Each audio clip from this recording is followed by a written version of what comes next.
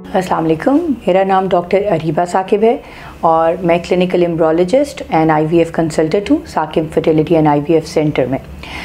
आज जो हम टॉपिक डिस्कस कर रहे हैं वो बड़ा इम्पॉर्टेंट टॉपिक है। उसका जो उन्वान है वो है कि अपनी नेचुरली कैसे प्रेग्नेंट होने के क्या तरीके हैं और कैसे हम इसको इम्प्रूव कर सकते हैं, क्योंकि बहुत से ऐसे जोड़े हैं जो चाहते हैं कि अल्लाह मियाँ करम कर दें और ख़ुद से ही कर दें रादर देन कि उनको दवाइयों की तरफ जाना पड़े या कोई ऐसे तरीके हों।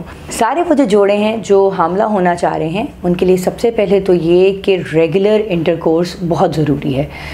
कुछ जोड़े होते हैं वो महीने में एक दफ़ा इंटरकोर्स कर रहे होते हैं, तो ये बहुत नहीं है प्रेग्नेंट होने के लिए।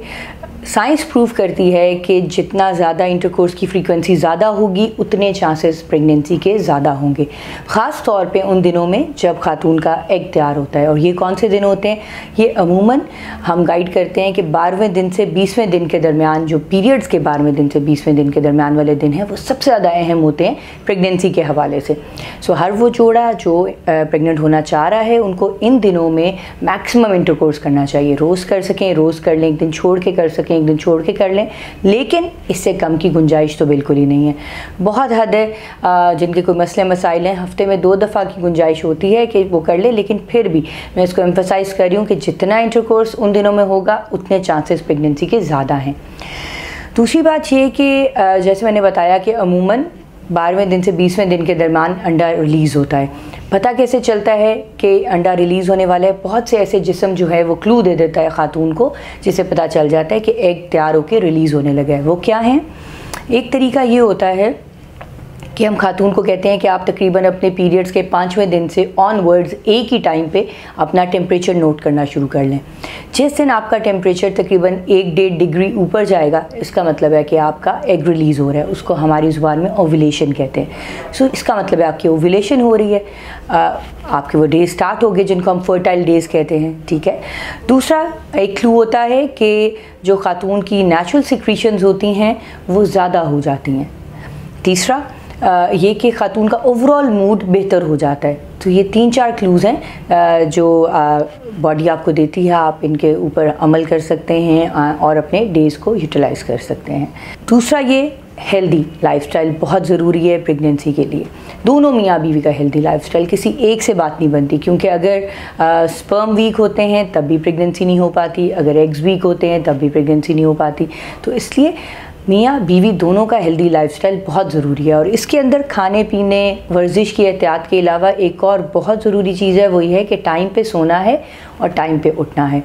क्योंकि दोबारा रिसर्च ने ये साबित किया कि ऐसे लोग जिनकी जॉब्स ऐसी हैं, ख़ास तौर पे मर्दों की, क्योंकि सारे मर्दों की अमूमन शिफ्ट्स में जॉब्स होती हैं, कि जिनको रातों में जागना पड़ता है और कोई रूटीन नहीं होती सोने जागने की, उनके स्पर्म अमूमन वीक आते हैं और उनको प्रेगनेंसी में टाइम लगता है एज़ कम्पेयर टू दूसरे कपल्स जिनके हस्बैंड की रूटीन नॉर्मल होती है। ठीक है।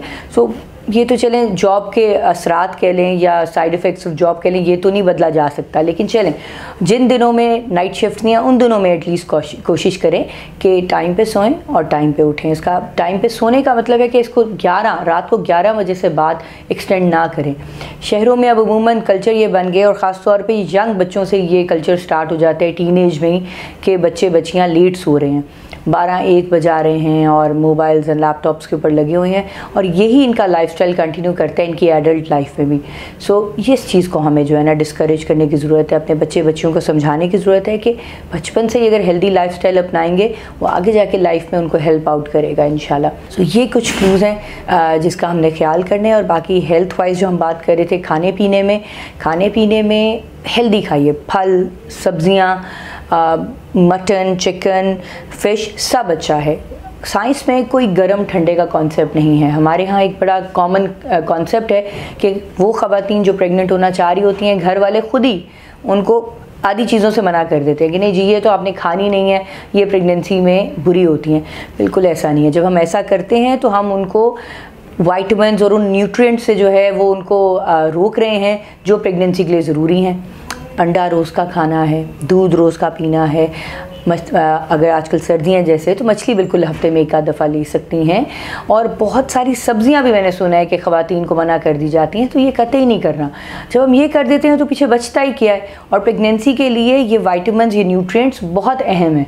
तो आज से ये ख्याल करना है कि सारी वो ख़वातीन जो प्रेग्नेंट होना चाह रही हैं सब कुछ लें अपनी डाइट में। और हमारी ज़ुबान में से कहते हैं बैलेंस डाइट। एक बैलेंस डाइट लें। बैलेंस डाइट का मतलब है सब कुछ उसके अंदर हो, थोड़ा थोड़ा मिकदार में सारा कुछ होना चाहिए। Thank you so much. मेरा उम्मीद है कि आप इससे आपको कुछ इन्फॉर्मेशन अच्छी मिली होगी। Thank you so much.